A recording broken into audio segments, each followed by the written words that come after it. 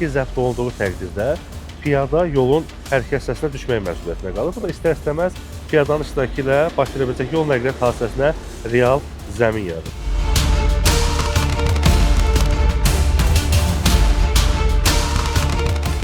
İnsanların gəliş-gedişi üçün şərait yaradılmalıdır. Maşınlar da bu formada dayanmamalıdır.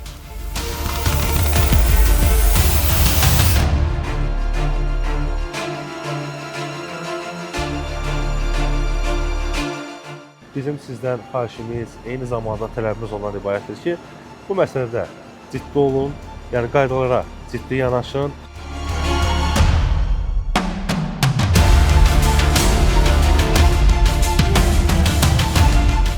Özünüz gördünüz, buradan keçə bilmədik, o bir tərəfdən gəldik, maşın da gəlir, məsafəni az saxlayırlar hətta.